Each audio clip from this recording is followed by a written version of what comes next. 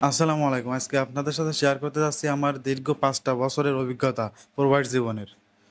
পুরো ভিডিওটা জুড়ে রয়েছি আমি রুহুল আমিন এবং আপনাদের সাথে শেয়ার করব আমার এই ৫ বছরের দীর্ঘ ৫ টি বছর প্রবাস জীবনের যে অভিজ্ঞতাগুলো, সব অভিজ্ঞতাগুলো আপনাদের সাথে শেয়ার করব।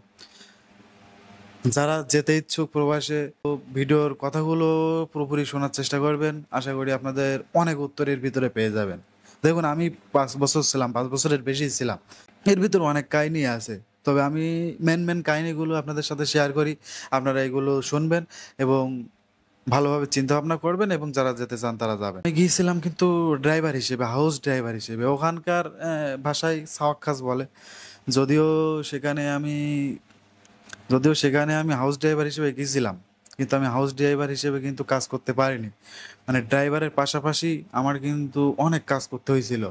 সেখানে মনে করেন আমি হাউস ড্রাইভার, আমি শুধু গাড়ি চালাবো কিন্তু না। আমার সেখানে বহুত কাজ করতে হয়েছে। বাথরুম পরিষ্কার সহ, মানে বাথরুম পরিষ্কার করা সহ অনেক কাজ করা লাগছে সেখানে কিন্তু। সেখানে আমি এমন কোনো কাজ নেই যে আমার দিয়ে করে নেই। তাদের মনের ভিতরে এতটাই মানে খারাপ তাদের বিবেক। তাদের যদি লজ্জা না করতো, তবে বাথরুম করার পরে পরিষ্কার করাটাও মানে আমাকে বলতো যে, "বাপ একটু পরিষ্কার করে দে।" তারা এতটাই খারাপ। আরব মানুষ। আমরা কত ভালো জানি তাদের ব্যাপারে।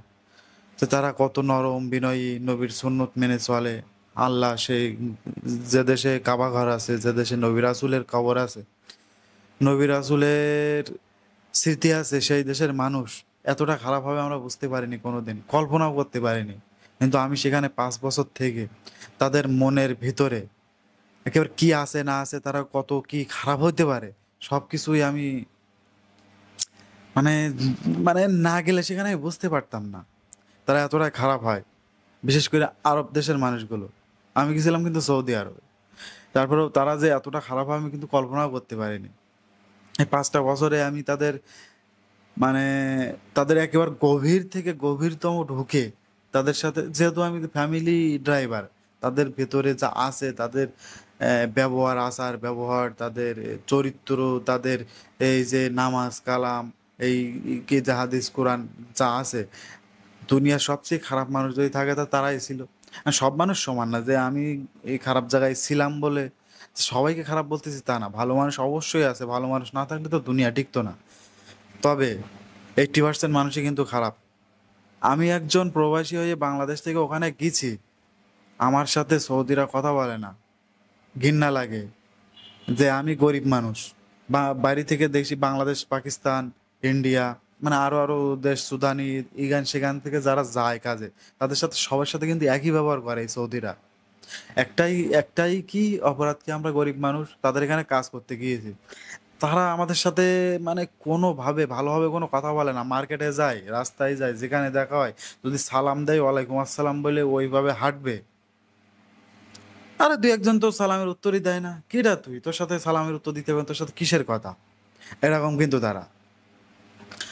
মানুষ যে এত খারাপ হয় আমি জানতাম না। আর সৌদি আরবে যারা যেতে চান, যান। ভাই টাকা ওখানে কষ্ট করতে পারলে টাকা আপনি হয়তো ইনকাম করতে পারবেন। কিন্তু মনের কোনো শান্তি পাবেন না। যারা ৫ বছর, ১০ বছর, ২০ বছর থাকে, তারা টাকা ঠিকই ইনকাম করে কিন্তু মনের শান্তি পায় না এবং আরো কত কিছু মানে এত কিছু বলার দরকার নেই। ওই ভিডিওটা করলাম আমার অভিজ্ঞতা। ওরাও মানুষ খুব একটা সুবিধার না। বিশেষ করে আরব কান্ট্রির মানুষগুলো। তাদের মনটা মরুভূমির মতোই শক্ত। ভালো থাকবেন। আমি আরো এপিসোড নিয়ে আসবো এই সৌদি আরবের বিষয়। যারা যেতে চান তারা যাইবেন। যারা যেতে না চান তারা আমার কথাগুলো শুনবেন। তবে আমি সাজেস্ট করব, যান। তবে একটু বিবেচনা করে একটু খোঁজখবর নিয়ে যান তারা কেমন। যদি সেখানে আপনাদের আত্মীয়স্বজন থেকে থাকে তাহলে সবচেয়ে ভালো হয়। আসসালামু আলাইকুম। আজকের মতো এখানে শেষ করলাম।